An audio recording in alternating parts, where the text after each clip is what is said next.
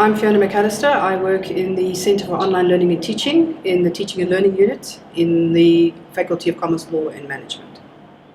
Hi everyone, my name is Marike Kluyts. I also work in the Teaching and Learning Unit and my focus is on supporting postgraduate students with their writing.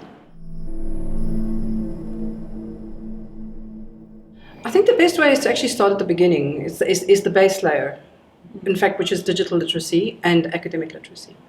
Particularly in terms of digital literacy, we have this idea that digital literacy is simply the ability to use a screen and a keyboard or a laptop or whatever it might be.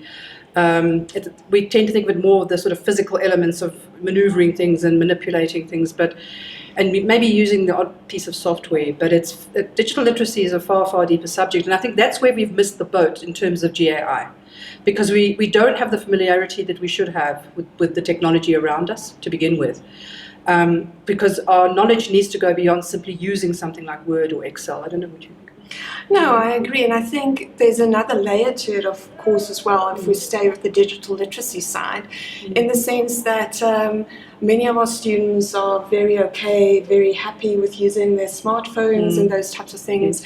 And what we see very often in the writing space that I work in, that students still struggle with navigating basics in Word, like putting in a page break or adding a table of contents. So it's really starting at the beginning. And the moment you try to build something new, a literacy around artificial intelligence, and as Fiona mentioned, generative artificial intelligence specifically in this case, and you don't look at those basics, you're trying to build a castle on shifting sands, which is very problematic, of course. And then from my side, that's something that I also think we have to think very critically about is academic literacies. So yes, it's all those things we always talk about at first year level.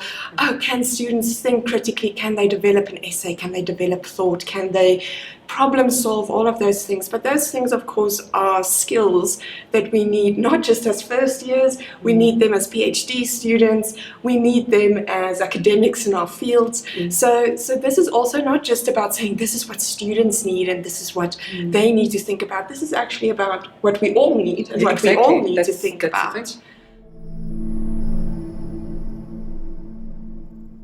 Yeah, and in terms of the digital literacy, there are a number of layers. There is that base layer that I talked about earlier, which is general literacy, being able to use the equipment, for example, and some packages of software. But then you've got to, and this is particularly relevant to GAI, you've got to figure out how to find information. We're surrounded by this massive networks around us that we can find all sorts of information, but how you find it, there's a specific literacy around finding the information. You've got to actually know how to look for it, where to look for it, and then you would then move into a phase of how do you come into the analysis phase and how you actually use that information. That's a more creative thing. It involves media, it involves general information, textual information, whatever it might be. So you've got that as well, and then at the same time, how do you situate it within a teaching and learning environment? How do you incorporate that into a teaching and learning environment? So that's also something that's very, very important. So you've got all of these different elements coming into play in terms of what you actually need to be doing with the technology around you. And I think sometimes we're just not conscious enough of the technology, its capabilities, and how we can actually integrate what we do, particularly in the teaching and learning environment with the technology. It's not just there as a sideline to be used, and I think that's why it ends up being a sideline in terms of the students. It's something that's helping them, but they're not using it in a particularly intelligent way or literate way. Yeah, and just about that using something intelligently, I think is something we also need to think about, is that criticality, not just about where and how to find it, but actually engaging critically with what generative AI spits out at you. So there are quite a few studies where people are starting to show that people see what the AI provides them as something that is authoritative. It knows what it's talking about, at least it sounds like it knows what it's talking about, and you take that at face value. And that's highly problematic, of course, because we have to be critical. In an academic space, in any space, we need to be critical about what we get. And it seems like, to a certain extent, the way that responses from generative AI kind of lands in front of you has the ability to kind of put your brain on sleep mode a little bit, to say, yes, this is all super true. And I've seen it in data and various research projects we are involved in, where students have said, whatever it spits out, I'm very happy to put that into my assignment, because it must be true. And that is something that we need to guard against. So for me, when we think about this as well, it's not just about saying, this is what the tool is and this is what's bad about it, because generative AI can be a very useful tool in the academic space for students, for staff, for people in general. But we have to think about not the use of it, but the intended use of it. So how we use it, not the fact that we use it. We tend to separate it from the academic literacy, and I think this is something we're both passionate about, is the integration of both. I mean, you cannot have the digital literacy within our environment without the academic. It has to go together. You can't sort of separate the two. So, you've got to first think about what the subject involves, how you want the students to be able to think about the subject, how can they interrogate GAI in a way that will build their subject knowledge. I think the prompting aspect, how you prompt the GAI or the LLM to actually give you the information. It's still, the human is still very much the center of all of this. It's not a question of, as you say, we tend to cede authority to the artificial intelligence side of things, and particularly the GAI, but really the human is still very much in the center. My thing, as I said earlier, is the prompting. First of all, get the students to think in a critical way. And if you integrate it with the LMS itself, there could be certain things that it can actually produce for the students or for the lecturer. Like, for example, I'm not thinking of literal integration, but for the lecturer, you can perhaps ask it to design a good structure for a blended course, for example. That I would say is how I would integrate it. In terms of students, I'd be a little bit wary of integrating it with the LMS. I'll be dead honest. Because we're just sort of handing them something and saying, okay, here it is, it's integrated into the system, carry on and use it. You need to be able to demonstrate how they can use it efficiently. I mean, there are different ways you could actually use it, Yeah, so that comes back to the criticality of it, and that links back to all the academic literacy stuff, critical thinking, problem solving, all of those things. And then for me, it looks like I'm the problem child today, because I'm saying problem all the time. But then, of course, a gap that exists is that we don't have maybe the know-how ourselves, but also we don't equip our students to use this in a meaningful way.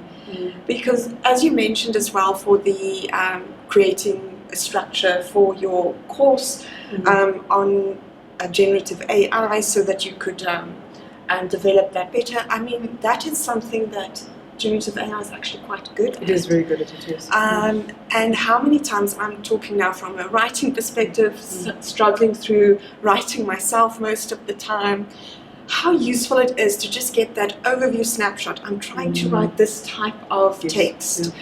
What would you suggest I do? And then getting a very friendly response from the GAI, and it gives you a good structure. And then, of course, the point then comes in where the academic literacy might be failing us at the sense is then to look at it and say, this is good and useful. This point is maybe a little bit off topic, or this is not going to work, or this is a very global north type of way of approaching the problem, so I'm not going to do it like that. And those types of things are quite useful. Instead, I mean, at the moment, as far as I know, we're still very much in a global north resourcing phase in terms of where GAI gets, what the LLMs get their information from, is a lot of the global north information. And this, in our particular so-called global south context, is a problem, because we need to actually make the students very aware that the information it's pulling is basically based on global north information, the different databases. I don't know. I haven't really interrogated it any further lately to see what's coming up with. I mean, I've asked a few questions around South African, and I think a couple of lectures we had in one of our workshops last year, they did interrogate it in terms of South African information, and it was pretty solid. But I think there's an awareness needs to be created of where the information is coming, and that's part of the information literacy side of things. Where is this information coming from? Where is it sourcing the information? Unless you have an enclosed, for example, if we at Wits were to have an enclosed source of information, if we were to feed Global South or South African information into an LLM that we build here, and the students can pull from that, then that would be, then you're assured that they are getting the right information for our context. But if we are going out to things like Copilot and Gemini and Claude and all of these external and global north-based LLMs, then you can't be too sure where it's pulling the information from. And of course, there's the criticality around, is this information true, particularly when you get into the more ethical side of things, more things like that. So there is that aspect to it.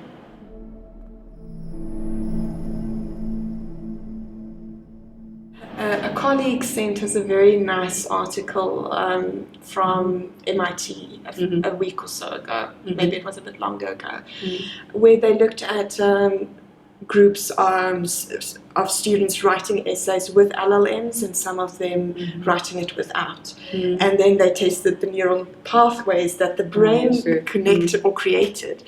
And of course, the students who wrote the essays the old-fashioned way could recall the content much better. And they actually, well, it's a study, they did it, they got all the ethics clearances, put those kids in MRI machines, see what fired up in the brain. And those students who wrote the essay without the LLM created better learning pathways, neural networks. Of their own. So that's maybe a risk when you outsource the neural network to an LLM. It is. It's a big risk because we do know that we form those neural pathways. As we start to build knowledge, you do form specific pathways in your brain. So that is a great concern. It's almost a physiological concern. It's not just it's cognitive, sure, as well, but physiologically, how will it alter our brains? I read a similar article, not the MIT one, but also saying that students are literally dumbing down because they are delegating everything to the LLMs and things like that. So that is something we have to be. Even on an ethical base, there's an ethical issue there because we can't just produce zombies. Basically, if students are just going to rely, put a question into the LLM and get an answer back and use it. There's no cognitive development there at all. There's no new neural pathways being formed, which I think for me, that's a huge concern. And that's why, as you've said, the focus needs to be really on the learning side of things, the teaching and learning. And I think one of the most critical things is for us, as academics, lecturers, even in the teaching and learning units that we're in, we really have to start focusing on, and it's very difficult to do because it moves so fast, is to skill ourselves up in the use of in fact, to skill ourselves up in terms of digital literacy as a whole. Because AI now is subsumed into that whole idea of digital literacy. And I think most of us are not as literate as we think we are. So I think that is something that we really need to look. We can't assist the students if we don't understand how something works or how it can be integrated into your subject. So. I think the important thing is to realize that upskilling isn't, I quickly have to go do a master's at Harvard on whatever AI or whatever. It's really small and incremental things that you can do. Read something about it, try a very small type of assignment in your classes. It could be one that I think people actually like quite a lot, at least in the writing spaces, is to flip the essay around, to say, okay, you're going to get whatever, whichever GAI, whether it's ChatGPT or something else, to generate an essay. I want to see your prompts of it.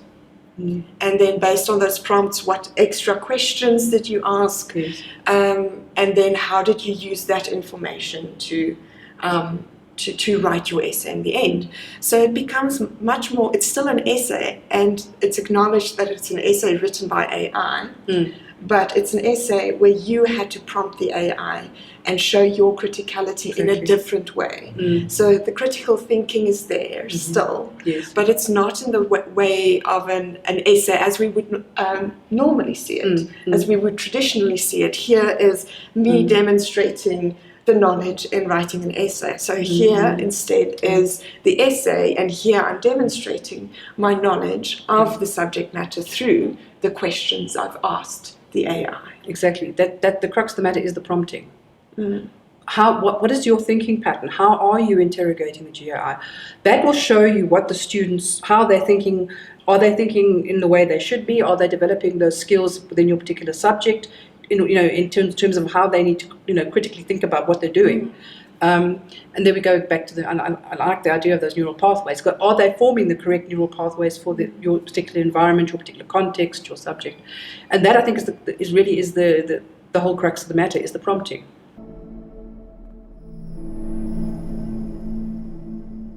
There are new sort of frameworks and models coming along talking about how we actually thinking about delegating. What can you delegate to GAI, and what can you still do yourself? I think that's those sort of areas that can be a bit of a grey area there. But like, what do you delegate to it? What do you do? I know Wits, as an institution, is busy developing a generative AI framework, and then of course there are the guidelines for generative AI use at faculty level. Yes.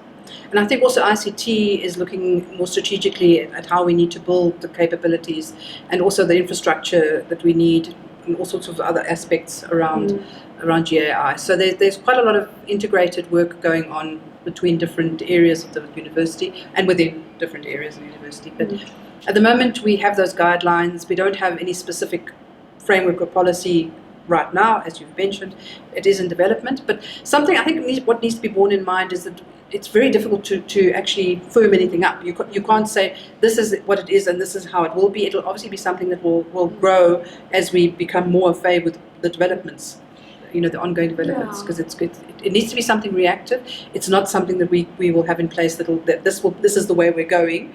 There will be changes, I think, throughout the years in terms of what. Yeah, and I think it's also very important then to think about how it will kind of play out in different spaces.